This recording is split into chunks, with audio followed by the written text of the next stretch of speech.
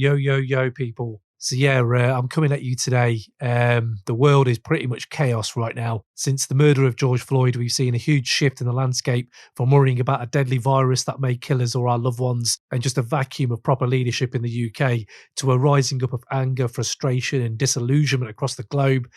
To be completely honest, I have been left confused, disheartened, anxious, and just tired. We've been tussling with the whole notion that a 90s hip hop podcast, which has clearly always been about the celebration of the art, music, culture, and individuals who changed our lives. What does it say that we have made a platform for this speech off the back of rap? And we don't join in the conversation that the world is having right now. I never started this pod with this in mind, and that's on me. Maybe I was naive to think as a show we'd never really have to dive into the so-called deep subject matter that the very artists we adore have talked about in the music we listen to before we were born. As fans and members of this culture, and not just the music, I feel it is our duty to talk to our friends and family about how they're feeling right now. This has to be a conversation, yes, but it has to be a time to listen too. Ever since I discovered Public Enemy and Malcolm X as a young British Asian kid in a white area of Northern England, I have assimilated my own perspective with that of the icons I listened to.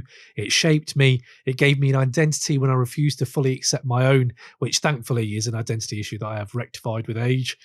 I am fully aware of the idea that this could come off as a huge act of virtue signalling, and that in itself has led to inaction on my part. But I think it's only right that we now sit down with the people that are directly affected by deep-set racism in all facets of life and politics and just listen.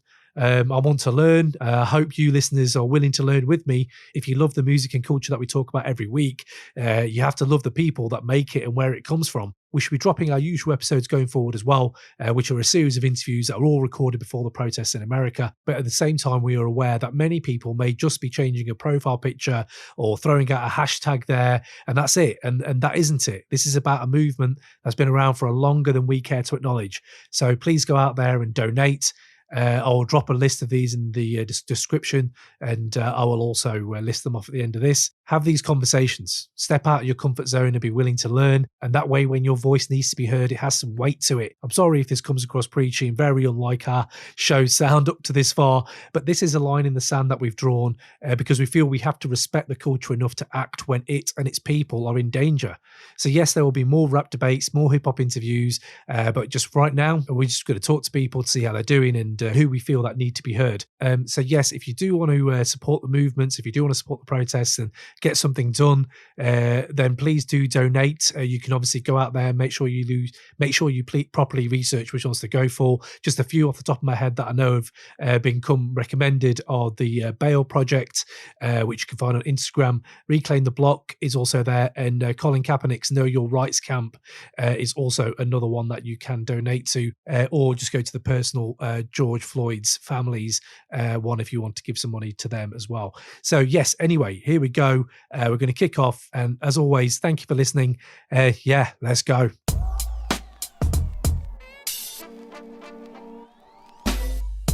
So today we have a friend on the podcast, Chris Mitchell, who's a musician, songwriter, and host of the Breaking Atoms podcast. How are you doing, Chris? I'm doing good. It's good to hear your voice in this capacity. Normally I listen through my headphones, but it's a different type of thing today. But yeah, it's good to hear a friendly voice. Oh man, no, it's good to have you on, man. And I mean, that's it. I think being on this platform that we have, we've only been around for a relatively short amount of time. But the positivity you've shown us, the support you've shown us, I'm sure regular listeners remember your voice from the end of year podcast that we did in 2019. But today I want to talk to you about something different, man. And I feel like as a rap culture that we've talked about on this podcast, from yourself, I would just love to know how you're doing, man, with all these protests, with COVID going around. I just want to check in on you, man, and just see how you're doing. I'm doing good considering everything that's going on. I don't think when this year started, I remember being at a New Year's Eve party in 2019, and if you had told me that for the first half of 2020 there would be a pandemic, I didn't even know what COVID was until maybe 3 months ago. There's protests going on. People are being furloughed. They're losing jobs. No one really knows what's going on. I just feel like this year has been on a total whirlwind, but a pause at the same time. But in spite of all of that, I'm still here, and I still feel very blessed and fortunate to actually be here. You know, we're in lockdown, we're in quarantine, supposedly. I was saying to my wife the other day, like, you know, we're very fortunate to have each other, even though we're in the house. So many people are by themselves. People can't see their loved ones. I haven't seen my mum and dad in like 3 months. I haven't seen my niece and nephew in 3 months. I know people, close family, friends who have passed away because of COVID-19. Rest in peace to Rudy Mello. It's just, I was saying to a friend the other day, man, it's my birthday in 2 weeks, and I'm not even counting this one. This year, wrap. Put this one to bed, and I will see you in 2021. Yeah, man. I feel you. This year is absolutely mad. It's emotionally draining. It's taking its toll on people's health, you know, their spiritual and emotional resolve. It's an unprecedented time in history. And someone wrote on Twitter the other day, when you teach history in a few years, the 2020 chapter is going to be very hefty. This is one of their moments, bro. This whole year is a moment. I mean, what you're saying there, like, if I wouldn't have believed any of this either, mate. The thing for me is you get to that point where you think, oh, you know, we have a human problem, which is, you know, public health. When that kicked in, it was like, oh, right, this is now where, you know, we can really show how we come together and we can hopefully work together for the vulnerable and the people who need help in the society. I think I've seen that, and I think I've also seen the opposite, bro. Mm-hmm. Yeah, I'm with you. I grew up in a my background's West Indian. My family and my grandparents are Jamaican, so I'm a second generation West Indian child in Britain. And one thing I noticed growing up was the village mentality. What do I mean by the village mentality? Our communities, and I don't mean communities just based on color and country. I'm talking if Dwayne at number 13 was cool with Alan at number 29. Do you know what I mean? The village mentality was, if you needed a cup of sugar, you could go and knock your neighbor's door. You knew your neighbors, first name basis. Rest in peace to Connie and Ruby. You knew who people were. You'd go to the shop. You go to the chemist. I say, good morning, Mr. Koo. I need some ibuprofen, for example. The community was so tight knit, and that's what I've come up. That's where I've come from. And yes, I have seen, I would call, the resurgence of that. Because living in London, I often say that we're living among each other, but we're not necessarily living with each other. Like, you know, you got people in the new builds, they've got their thing going on. You've got people down this road, they've got their own thing going on. And I feel that in many ways, London is just somewhere where people sleep and work. The community is gone. And if there's one thing about the whole COVID-19 situation that I particularly appreciate, is that resurgence of community, checking in on each other. For example, me and my neighbors, we weren't getting on for a long time, right? I did a podcast about it. We were not getting on. Water leaks through my bathroom. They just seemed very unconcerned about what was going on. And it's during this situation where, you know, we were out doing our garden. They've asked us to use our water tap. We said, yeah, go ahead. We've had conversations with these people. They've spoken to us, told us about their story, about coming from Eastern Europe and working on farms. And then you sit there and you think to yourself, why have we spent the whole year at each other's necks? We're more or less exactly the same. So that's the part of the situation I really enjoy, is just reconnecting with my community, talking to people, checking in, how you're doing and stuff. But on the other hand, yeah, you do see the other side of community, whereby people are very selfish, very much about themselves. And I'm not just talking about like toilet paper, and that's just the issue. I do a lot of soul searching, and I think, and I talk to myself a lot. That whole selfish approach to things doesn't surprise me much, because we have created a society that's very autonomous, right? You might know the times when you wanted to watch Desmond's every Tuesday, Wednesday, 9 p.m., whenever it was, Channel 4. If you missed that episode, you wait till the next week, or someone would have taped it for you. Now you have all your favorite shows, the episodes are all given at once. You can binge watch. You can download your favorite album in seconds. You have your shopping brought to your door. So it's a very autonomous society. And what this has now done is that people think they can have whatever they want, wherever they want, whenever they want. No one has to wait, because we're all in our little hubs, listening to our own little types of music, watching. Everything is not just the timeline, bro. It's like life is now curated to all our individual wants and needs. So it's hard for us now to step out of that and think, hold on, there's 3 packets of tissue paper here. There's 2 people behind me. I don't need all 3. I'm going to leave 2 for the 2 people behind me. We don't do that. We literally don't do that anymore. And where I live in Northwest London, there's been a tangible air of hostility on some days. It's not all the time, but it's definitely been tangible. But I tend to focus more on the fact that I feel the resurgence of the village mentality, looking out for each other, making sure your family's good and safe, making sure your kids are good and safe, has definitely made a return. And I'm looking forward to more of that when we get out of this situation. Yeah, man. And I hope them remnants aren't just like residual effects after a while. And I think the longer you are embedded somewhere, like you, I grew up in villages growing up, like ex-pit villages, predominantly white, very, very poor, especially when the pits got closed in the 80s. Bang, it was like a lot of crime, a lot of drugs. You see it all over the north of England. And at that time, my family being immigrants, opening a shop in the middle of those places, it's amazing when you see that growing up. That is a community that's kind of supported us kids who've grown up there. We can go back, we feel part of it. I've moved to London for 20 years and, got married down here, had a kid. And then, you go back and you think, oh, nothing really changes because that's part of you. That community travels with you. Yeah. And I think that's the thing that kind of has helped me through this, for sure. I don't want to go too much into politics because there's a lot to talk about as well, but politics kind of is just a through line through everything that's going on right now. It's there's a vacuum, bro. The vacuous leadership we have had. And I don't want to rant and rave. This ain't that kind of podcast. But just so you know where I'm coming from, that is the context that I went into when I heard about George Floyd, when I saw the video, when I saw the protest. The context I had going into that, my anger was already high from Dominic Cummings. Just not to that, but just the schools reopening. My mum and dad are both vulnerable. I can't go see them.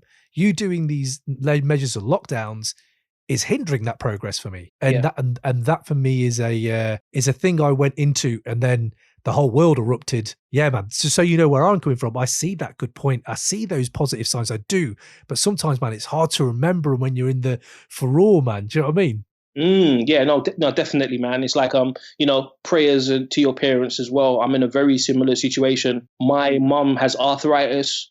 My dad has kidney dialysis 3 times a week. So he spends 15 hours a week in the hospital. And, when you're in the mix, like you look at the whole Dominic Cummings situation, right? And, I feel for me, it was telling, like, I'm not really rocking with this government. I don't want to get too political either because I can't articulate myself in the way that I would like to. But I just feel like the country basically said, nah, enough. You're taking liberties now. Do you know what I mean? Like, you're telling us to do something and you're not doing it. And once again, I went into deep pensive mode and I thought to myself, what's the lesson in this? And as a leader, right, I think the quickest way to undermine your leadership is to expect the people you lead to do something that you're not even willing to do. And on top of that, you turn around and you haven't even said, you know what, my bad, I'm sorry.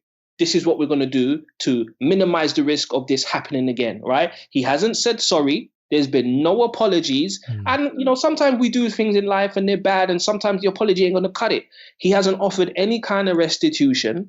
I basically make jokes about these things and I reckon Boris Johnson might have bodies on him. He's got bodies on him. And Dominic Cummings knows where all the bodies literally and figuratively are buried. He knows everything. Yeah. And like, if you're my partner, right, let's say, for example, Summit, respect to Summit. If Summit does something wrong, I can check Summit, and say, listen, shouldn't have done that, like that's not right. In the same way, he can come to me and say, in the past, he has come to me and he said, you know what, Chris, I don't really respect that part of what you said, or I didn't like this or whatnot. And he can say it to me. And I don't know if Dominic Cummings and Boris Johnson have had this conversation in private, but sometimes it's just like, think about how my man Rudy, who passed away, okay? I'm from the West Indian community. We take funerals very, very seriously, like funerals are like, I remember my dad coming to me saying one time, he was like, you want to go to a funeral? Like, I don't even know the person, but it's almost like saying, yeah, you want to go to this dance or you want to go to the shops with me? Like, you want to go to the funeral with me? It's very, very serious. People have lost their loved ones, can't go to funerals. People have died, they can't see them. I've heard stories of people saying goodbye to their loved ones over Skype, on iPads, and all that kind of jazz. And you're telling me, as a man who has glasses, because I have glasses, you drove to Durham to take your eyesight. It's a piss take, fam. It is. This is what I'm saying. We grew up, bro. We grew up in an era of rap and hip hop and culture that told you to question these things. Now, I don't know if that has gone or if it, I don't think it has gone because we still listen to relevant new stuff and it hasn't gone. There are still artists out there who still push that message home. But what I remember at that, it was almost like a do or die mentality in the 90s where Public Enemy aren't softly telling you this, bro. They're No. telling you Elvis is racist, mate. That's a bigger statement. That smacked me around the head as a kid. Mm. And I think this is the thing now. Now we're talking about Boris Johnson, we're talking about the government in the UK, whatever. And yes, this might not be a politics podcast, but you can't take the politics out of rap. And we are rap heads. Must never take the politics out. Like, I remember growing up reading The Source. And one of the things that stuck with me when I was reading The Source, it called itself the magazine of hip hop music, culture, and politics. Boom. Never, ever, ever, ever forget all of that. And I know hip hop is now it's at a point, and it has been for a while, where it's pop culture. Like, I get it, I embrace it, I'm happy because you've got artists now making millions of dollars, millions of dollars and pounds, being able to look after their families, change their communities for the better. I am 100% with it, but never ever in your life can you ever suck the politics out of hip hop. I refuse. I'm not on that. I'm really not on that. I look at, the music I grew up listening to. I wasn't outside for Public Enemy, by the way. I listened to Public Enemy retrospectively. So I've gone back and I listened to their stuff and I understand why they're important. But personally, my equivalent of Public Enemy would be like a Brand Nubian or Dead Prez. Dead Prez, man. Yeah. Let's Get Free. I remember the day I heard that album. Something inside me changed. I've never been the same since. Mate, right? This is what I'm talking about when I assimilate my feelings the same, because that group transcended just the black image it put out. Because I felt it, bro. I've been at them gigs at Subterranean, them real gigs where they would come. And Dead Prez, there was sweat off the roof, bro. And there was white, brown, Chinese, everyone. Everyone was in that crew down for that fight and that cause. And you know what, man? I've kind of had a Twitter binge. I find it one of the most useful tools right now if you can navigate it correctly, just for the news that's coming out of America and now in London and, everywhere else that's happening. And bro, when I see things like Dead Prez being bumped in the middle of these protests, do you know what? I'm almost 40. I've got kids. My energy is not there as it used to be. But I tell you what, if anything, 2020's made that energy just go off, bro. And I feel like I want to be there and help. And I wouldn't be doing this episode if I didn't feel that. I never had this outlet as a young 20-year-old. So you just protest, you get angry and you do that. But like now it's like I just think to the point where I'm so glad that we have this hip hop music and this culture that's taught me to give a shit. Do you know what I mean? Absolutely. And, it's my journey in hip hop's been one of discovery. I grew up in a church background. So my mom was the choir director. I didn't grow up listening to Slick Rick and all that kind of stuff. I had to go back. But growing up in a church background, so I already know like gospel music and its role in protest and change and, social equality. I understand all of that. My world is now seen through a hip hop filter. I remember hearing Black on Both Sides by Mos Def, which is my favorite hip hop album of all time. I feel you, bro. I only realized it was my favorite 3 years ago. And the reason why, before that, it was Ready to Die. But I said to myself, what is the album that I continually grow with, that exposes me to new things upon each listen and speaks to me wherever I'm at? And it's Black on Both Sides. I remember clearly when Mos Def said, Elvis Presley ain't got no soul. God, I said, what? That's the first time I grew up thinking rock and roll was white people's music. Yeah. Let me just tell you straight. Yeah. I thought rock and roll was white people's music because I didn't see any black rockers. And coming from a Christian household, mom and dad weren't exactly going to turn on Bad Brains and all that kind of stuff. They weren't going to do it. I asked my mom for a Malcolm X hat. I asked her for a Malcolm X hat. She said, nah, we're not getting you no Malcolm X hat. What are you talking about? But yeah, I learned about rock and roll music through Mos Def. I learned about the importance of fatherhood through NOG, be a father to your child. There's no situation in our lives, and I'm sure I speak for you as well, that you can't find a hip hop song that either addresses it or provides a solution to that issue. So I'm very much the same as you, man. I'm getting up there in age. I'm going to be 38 this month. My spiritual energy is on 100, man. And I love the fact that because of social media, and I know I often speak against social media, but it's also good to talk about the good side of things. Is like we're now able to see everything through a global scope. So I can see what's going on in Minnesota. I can see what's going on in Berlin. I can see what's going on in Helsinki. And it just really, again, I keep saying this to people, whether it's on my podcast or it's in person, we are more similar than we are different. And I think it's really important. We keep drawing these lines like, as a hip hop head, sometimes I've spoken to producers, you got a sample from the vinyl. It's not real hip hop if you don't do this, and if you don't sound like this, and if you don't record on this microphone. And I'm just like, can we get rid of all the rules and just make some music, please? So I love the fact that I'm able to see how the hip hop and how important hip hop has been in terms of continuously raising these issues, man. Like, I just saw a video of people in Minneapolis singing Ludacris, "Move Bitch, Get Out the Way." I saw that. And I'm like, yeah. I'm sure when Ludacris made this song, he wasn't thinking protest music. Mate, the 60s, they had, all their prog rock, they had all their acid kind of Pink Floyds, and they had all these people fighting for them and all that. This is the sound of the movement. Yeah, I was saying to my missus yesterday, like, oftentimes I remember like certain protests and stuff and marches, people will be singing, "We Shall Overcome" and all them kind of tunes there. And I said to my wife yesterday, I said, those tunes aren't getting it done anymore. It's not really about, no, we shall overcome. We need to get some MOP in there, play Antop, Onyx, Throw Your Guns. These are the types of tunes we need to be playing and let people know that we're serious. When I heard Ludacris, "Move Bitch, Get Out the Way," I'm like, I never thought that song would work for this, but it works. It actually works. It actually works, man. Get out the way. Yeah, we need to change the music. We Shall Overcome wasn't getting it done. Sorry. Yeah, man. It's true. It's true. How are you feeling on it then, man? You sound very positive now. That's good for me right now. That's what I need is this energy from you. How do you think the response has been from our culture? How do you think the response has been from the people who lead us? We're in the middle of it right now. Can you make sense of it at the moment? If I'm going to be honest with you, my energy is up right now. Because I'm talking to you, speaking to someone who I feel has some kind of understanding from some kind of understanding about how we feel it. A couple of days ago wasn't too good though. I woke up in a rage on Monday morning. I was in an absolute rage, and I remember even screaming in the house. Like, there was something quietly bubbling up inside of me. Like, why has this happened again? Like, why am I watching a black man once again being assassinated on the timeline? Why is it that Black Death seems to entertain people? Why is it that Black Death seems to be monetized? Why is it trivialized? Why is it minimized? All these types of things. And I remember just being in a rage about it. I grew up in Northwest London in the 80s and the 90s. And a lot of people may say to me, but Chris, you didn't grow up on the roads. But guess what? Just because I didn't grow up on the roads and I was fortunate to be able to come out, relatively well, that doesn't make me better than anyone else. It makes me fortunate, right? And I've grown up around drug dealers.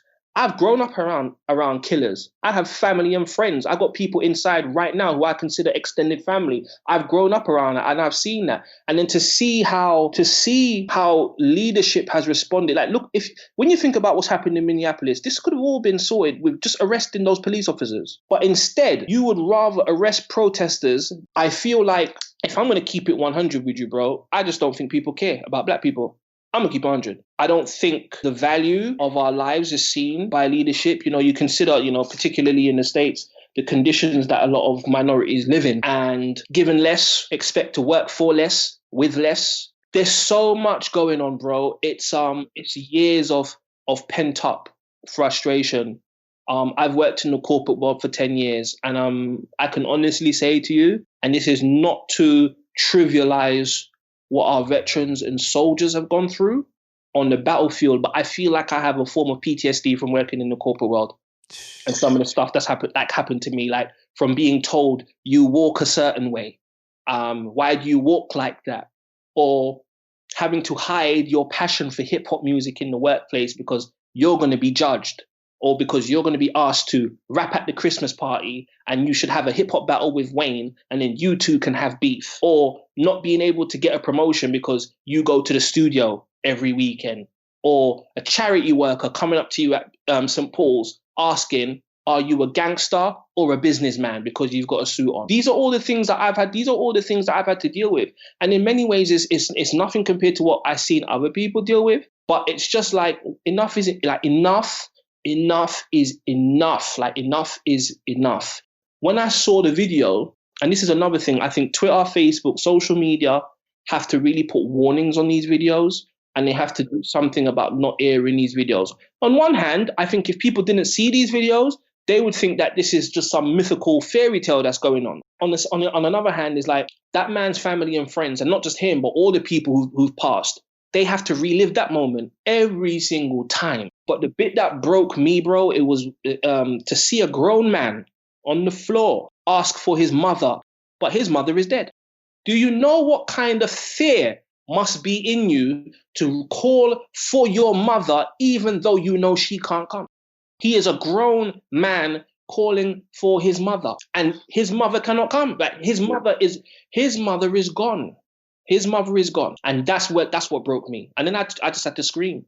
And then what happened was I started to kind of and I hate talking about me, because I don't want to be that person that has to personalize tragedy to process it. However, I just started to think about some of the subtle and overt racism that I've been through, and that people who are like me, that the things that they've been through. Do you know what I mean? And it's kind of just like, I asked myself this week, I said, does God hate black people? Like, what is this? Like, what is this? Like, what is it? Like, what is it? Like, why do I not have the same value? Why is it you love everything about me apart from me? And that's the thing I can't get my head around, man. And the way you're saying it there, it brings it home, and it just gets to me where I was amazed people were going at the protesters. Like, how many levels of ignorance does it get to protest racism? You're protesting against racism. It's a number of things, bro. It's because I saw someone write this on a meme, and I don't want to be that person that just gets his information from social media, but it said, racism is so American, and let's change it. I think racism is so embedded in society that when you protest against racism, people think you're protesting against society. Yeah. Imagine if I, as a black man, I say, listen, I want to be treated fairly, okay? I want the same opportunities that you've got, that you didn't even work as hard for. I want the same. I don't even want more. I just want the same. Yeah. And your answer to that is but. Yeah, but. What kind of savage are you? Like, to me, that's savage behavior, man. But mate, it comes down to me again. It's about the history of this whole situation. We wouldn't be here if it wasn't for when they set out and raped, pillaged, looted these countries and took, and let's call it what it is, because that's what it was, man. And you are taking like just decades on decades of compounding it, as in, oh, slavery is now illegal. Okay, but not everywhere in your country. And when we talk about America, I know we're two English people here talking, but the music has come from that, and that's why I always think there is a line to thinking about how America acts and reacts and deals with things, because that's what affects the culture that I am in. Yeah, absolutely. I remember when someone told me, when America sneezes, Britain catches a cold. Yeah, man. You know, whether we agree with it, America is a massive influence on the world stage, from music to culture to politics. Like, many of us are disappointed. And it's not to say that we didn't understand what America was about before. When I go abroad and whatnot, and I speak to people from different countries, the sentiment is the same. Like, yo, America's not moving right. Like, nah. It's just like, it's not just one group of people. It's like people are like, nah, America's moving a bit different now. As for me, I'm no longer in awe of America. There was one point in my life where I wished I was American, because I loved the culture so much. Like, albeit I didn't really have the knowledge of self. I was 12, 13, 14, impressionable years. But that awe of America is gone. It's to the point where I don't even necessarily want to go back there. Like, I actually don't want to go back there. I went there last year, and that was for my man's wedding. Shout out to Jeremy and Kari. But that's the only reason why I went, because it was a wedding. But I have no business going there. I feel like taking my stance against America would include not putting, taking them tourist dollars away, or them tourist pounds. Unfortunately, because of this capitalistic society we live in, I don't think any change is really going to come about unless we hit them in the pockets, or violence. And I'm not trying to really go to jail, and I'm not saying to people to go out there and be violent towards people. We've got to start hitting them in the pockets, man. Yeah. Like, we have to hit them in the pockets. Money is the only language they understand.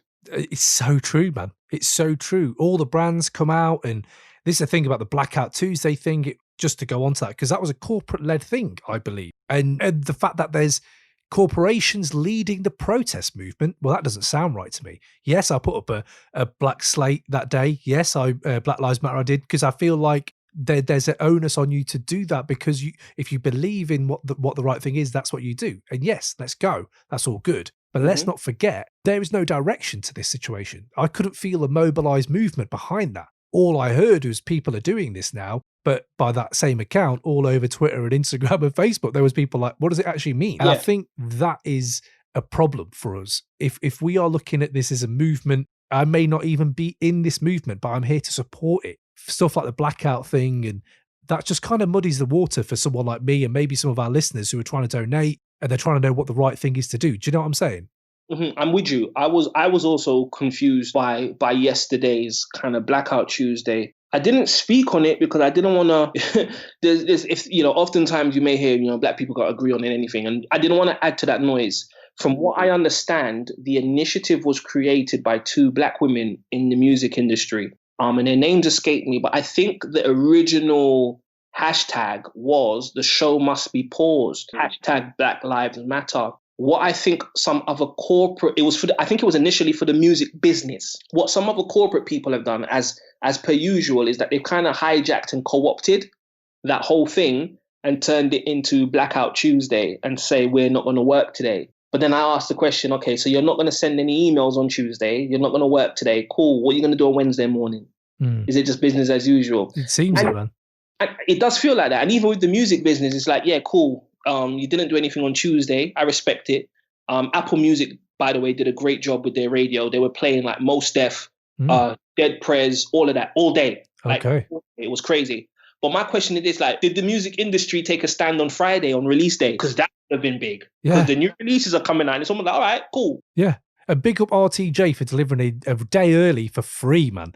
That's the fucking movement right there, man. Exactly. So yeah, it was a bit of confusion. However, look, if the message is getting through to more people than ever before, then I am with it. I'm definitely with it. You mentioned about, allies and supporting and all that kind of stuff. And the thought came to me a few weeks ago. The reason why I don't want to say a lot of, some non-black folks, I know some non-black folks, white folks, whatever, who are non-racist. They are against it, right? They do not believe in it. They think it's wrong, and they're not down with it. The problem is they will not stand up and say, no, this is wrong. So even though they may not be the person who denies you that promotion at work, or they may not be that person to call you the N-word in the street, if someone else does it, they won't do anything about it. You want to know why? Because the cost of being an ally is something they don't want to pay, right? What do I mean? Tommy Smith, John Carlos, 1968 Olympics, took to the podium, gloves on, barefoot, to represent the way that black people were being treated in America, right? Oftentimes you see that picture, two black men with the fist in the air. We overlook the white man stood in the middle. That is a man by the name of Peter Norman. Even though he doesn't have his fist in the air, he stood by those brothers and said, listen, yeah, I'm not rolling out with the fist and the glove and whatnot. However, I stand with you. I understand what you're going through, and I see what you're going through. Even if he couldn't understand it from a lived experience, just the fact that he stood by them because of white supremacy and the way that the world is set up, sometimes you have to be stood next to a white man just to get your message across. These are the facts, okay? The way they treated that man, he's an Australian brother, the way they treated Peter Norman when he went back to Australia was a madness. He was essentially exiled, bro. Even when he qualified for the Olympics is every 4 years. So I think it'll be the 1972 Olympics. Even when the man qualified, had a qualifying time, they still didn't want him to go. Any type of like athletic movement, or when people had to speak, or he was a pariah. They were like, oh, you stood next to them two brothers? You're not one of us no more. It was only when the man died and his life was riddled with like alcohol abuse and addiction and all that kind of stuff. It's only when this man died did they say to him, you know what? Someone said, nah, we didn't treat him good, you know? Nah. They gave him a posthumous apology and said, you know what? We are sorry for the way we treated you. The man can't hear it now, but they said, nah, we're sorry for the way we treated you. And I say this to say this. This is why a lot of people don't want to be allies, because they know it's going to cost them money, it's going to cost them friends, and it's going to cost them family. Some of them know their mum and dad are racist. They know grandma and granddad are racist, but they won't say anything because grandma and granddad look after the kids for free. So you don't have to pay childcare fees. So you won't say anything when grandma makes a funny comment about your friend Dwayne, because you still want to come over at Christmas. So you don't say anything. And on the other hand, I know it's these are difficult conversations to have. So if it's difficult for you, imagine how difficult it is for someone like me or for the people like me. And then sometimes those people come to you quietly on the side, say, you know what? I understand, like, nah, I didn't agree with that. So let's say, bro, there's a situation. The police come to you, yeah? And they beat the brakes off you. And I stand by and I watch and I say nothing, right? You know that I'm not down for police brutality. We've had these conversations privately and publicly that I'm not down. But the police pull up on you and they beat you up, okay? And I stand by and I do nothing. It's when you come home with your swollen lip, your broke foot, your broken leg, and then I turn around to you and I say to you, you know what? I don't really agree with that, Nah, they shouldn't have done that. How are you going to feel knowing I stood by watched it happen and I didn't say anything? That's the equivalent of what's happening. People need to speak up, man. Like, you've got to champion the downtrodden. That's what I'm going to call it. You've got to champion the downtrodden. I remember being in the laundrette a few months ago, and one of my neighbors, I'm not going to say names, was talking about the LGBTQ community, right? He was talking about the homosexual community in a very, very derogatory way. It was very derogatory. It made me very uncomfortable to hear it. And I thought to myself, me and my wife was like, this isn't cool, because when we're with this person, he's cool, he's nice, and he's very polite, very, very polite. So we were taken aback that he was talking about that community in such a way. So you know what we did? When the laundrette cleared out and it was only us in there, I pulled him to the side. Me and my wife pulled him and I sat him down and I said, listen, that's not cool, bro. And this is why it's not cool. You're talking about your friend who's just come out and how, you're disappointed, disgusted, whatever you want to say. And I'm like, but that's your friend though. Like, he might need you right now. Forget about his life choices and whatnot. He might need you right now. You know him, you know his family. You need to go and support him. You don't have to agree, but you've got to go and support him. And the way you're talking about that community in here, you don't know if someone's in here struggling with who they are and the decisions they've made and whatnot, and they hear what you're saying, go home and kill themselves. It sounds extreme, but it can happen. You can never rule that out. And we spoke to him, and he was like, "Oh, you know what? I didn't understand I didn't understand before, but thank you for speaking to me and kind of really schooling me on that." And another person who was in the laundrette said, "You know what? You guys are good friends to him, because I was going to say something to him and it wouldn't have been nice." So what am I saying? It's like, okay, I'm not gay. I'm not part of the LGBTQ community. But just because I'm not a part of it doesn't mean that, you should, like, if I see someone harming someone or speaking negatively about someone from an ignorant perspective, that I can't stand in and say, you know what? Nah, that's not cool. Or, you know what? I challenge you on that. Or you need to think your position because. But a lot of people just stand by and watch it happen because, again, we live in this community. We live in a world now. If it's not happening to me, then it doesn't matter. And that's the problem. Yeah. Yeah. And I think people, there's never going to be real change unless people will make a real change to their life. Like you said, hit them in the pockets. If you do boycott certain things, or if you do just start or go out of your comfort zone and step into conversations that take a lot of bravery, of course they do. But little by little, if people can just be that little bit braver in these situations, and that's from the smallest man to the toppest man at the top of a corporation, man. Mm-hmm. Like, you want to enact change in these companies that go out there, and it just seems so contrived at times when you're just like, man, if you really wanted to do this, you could put this into work, man. You could start these places to get minority voices. There's a big chasm between sentiment and action. And I think, like, you can say it all you want, man. Wicked graphic, cool. What's your action? And I think that sometimes comes home to me where, we need to act. And I hope, man, this conversation right now is hoping people out there, we get all these messages. There's people out there who have no link to the protests, to the riots that are going on, apart from what is right, what is wrong, and what music you listen to. And if that's all your choice is, and you're listening to this podcast right now, I just beg you, man, just listen to this conversation. I know I'm talking to Chris now, and I'm hearing a lot of things that's making me feel differently about the way I approach life. I hope it's happening with you guys, and I hope it happens in action. Because if you stand for that, please donate to these causes, man. We listed at the beginning of the pod. Please go out there and just back yourself. If you're a good person, back yourself.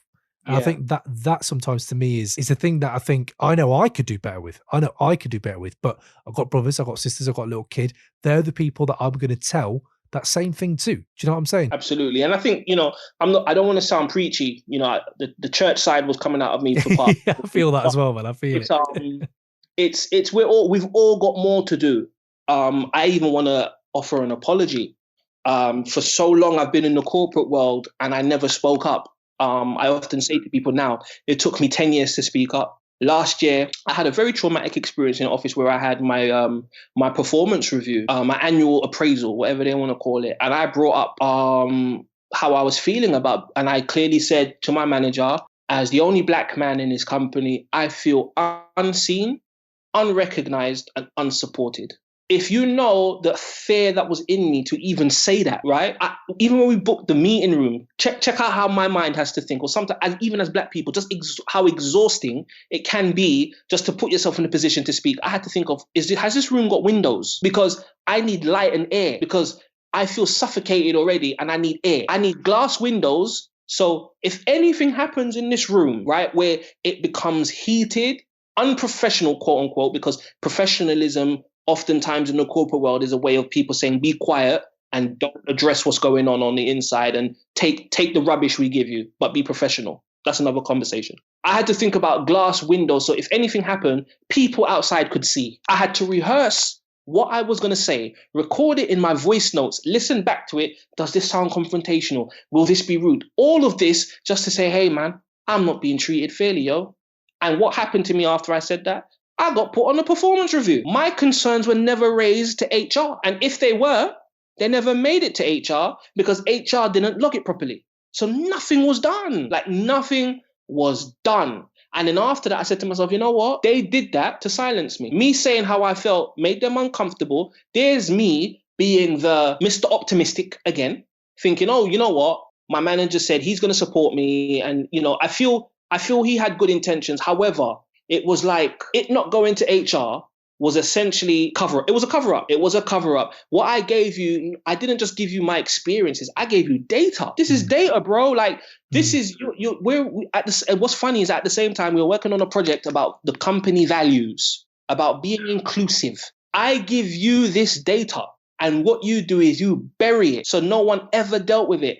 And I felt silenced. I want to apologize to all the young black, ethnic, black, Asian, whatever, man, whatever. If you fall into that other box, I want to apologize to you because I did not speak up. I did not speak up for myself. And in turn, I did not speak up for you. And I want to apologize if you're listening to this podcast, if you're a hip hop head, if you're in that office right now in your cubicle or whatnot, and you're feeling like you can't breathe from a literal or a figurative perspective, you can't breathe. And you're having to hide who you are and you can't speak up about things. I want to apologize and say, people like me, we didn't speak up for ourselves and we didn't speak up for you. But the time has changed now. Speak up for yourself. Speak up for yourself. If there's ever been a time you can speak up for yourself and say, this is what's going on and this is how I feel, it's now. It's now. That's it, man.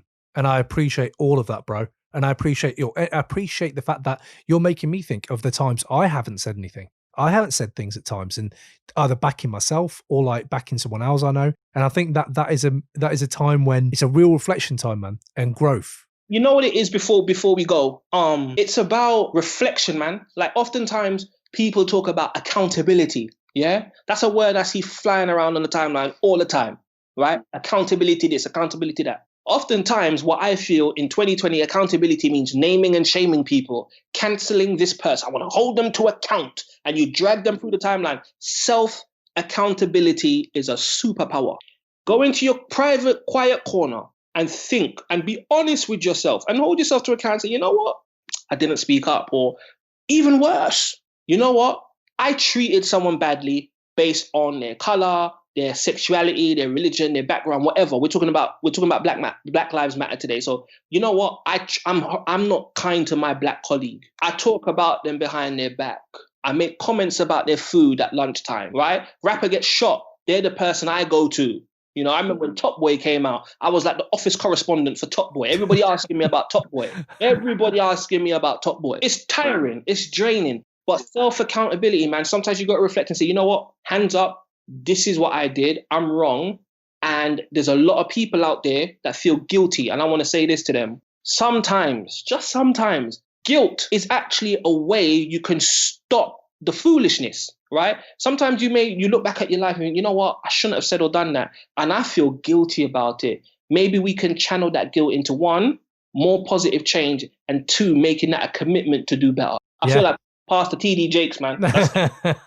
Mate, this is what I need right now. So hopefully this is what other people out there are getting the same thing. So I appreciate it, man. And I think that this is just the start. This is a dialogue we can have for hours and hours. And I feel like we should. I feel like we should come back and revisit at some point and see how we're doing. And not just that, man, like the fact that we've spoken on hip hop all the way through this, bro. And I feel that energy as well. Like right now, man, Aquemini Outcast is the album for me. I am rinsing through this whole chaos, bro. And it's making me feel liberated. It's making me feel like, damn, man, I've been this for a long time. I've been hearing these same stories for such a long time.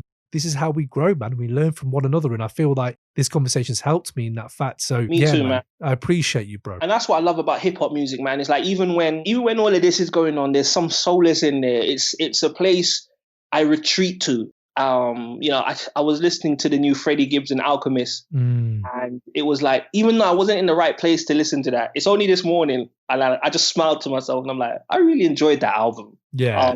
It took my mind away from things, you know. So hip hop, and that's what it's just. Hip hop's just dope, man. It's just there's no situation. There's no situation it doesn't speak to. Hip hop music is ahead of its time. It's of the time. It takes you to a different time. It's just, man, I love it, man. And I feel you about Aquemini. When you said it, I had chills down my spine, man. Liberation is different. It's different. It's different now. Yeah, it's different now, bro. It's different. Yeah. But man, thank you, Chris. Thank you, man. Long-time friend of the pod, by the way. You've been behind the scenes. You've always been helping out. So I've always appreciated you, man. You and Summit and the Breaking Atoms podcast. Go check that podcast out, people. It's dope, man. Got some good conversations on there, I tell you. I just saw you had a hip hop openers and hip hop closers one. I'm saving that, man. I'm saving that for when I'm in the right place to tackle that one. Ooh, hip hop openers. These are the conversations me and Summit have, man. Like, that's how our podcast started. We used to go for pasta and just have conversations and have like what if conversation. What if OC did sign with Def Jam? Oh. So you know my love of OC. Don't get me started. I'm not gonna. But yeah, we like to have the hip hop conversation, and you know, shout out to Create 808. I can say it now. Yeah, Breaking Atoms, the agency is coming soon.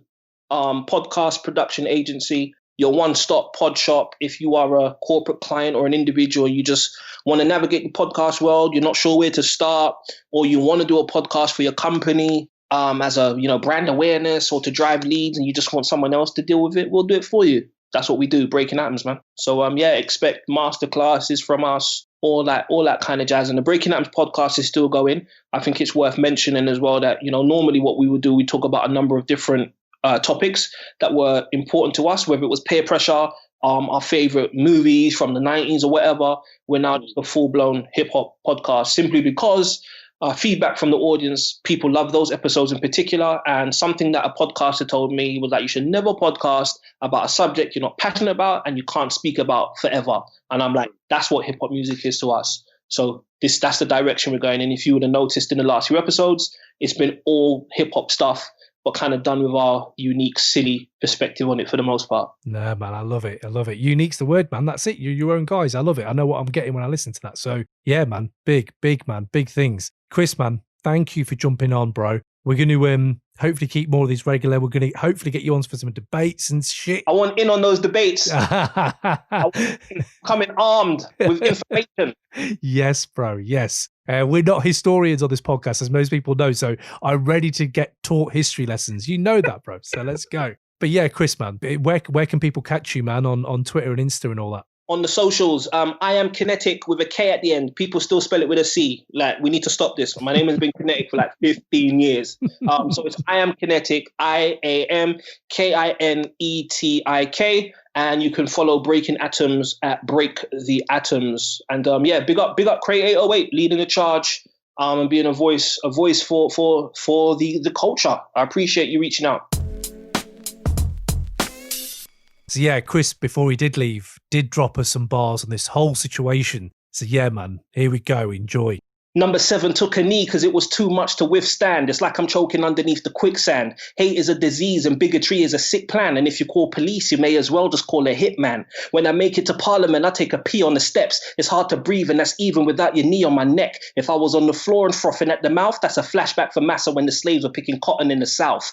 We prayed in silence and we protested peacefully, and yet the beast is eagerly seeking to seize us legally for bragging rights, snatching every dream I have in sight. That's why the block is hot, 400 degrees in Fahrenheit. Black and beautiful, so no, I don't fit the description, and I'm sick of wishing you would listen when you call me Mr. Nigger.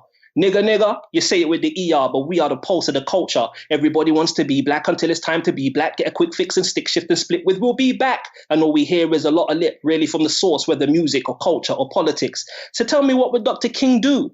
I guess we'll never know because they killed him too. It's beyond backwards, thinking there's nothing wrong with the practice, and now we'll burn it down like Seth Rollins with the matches. My history class was a farce and a lie. Great Britain finds it hard to look her past in her eye. I'm exhausted. To show compassion now I'd have to force it. You wouldn't understand unless it's your kids. I'm just a man, son, brother, and a husband that tried to play the game, but my controller wasn't plugged in.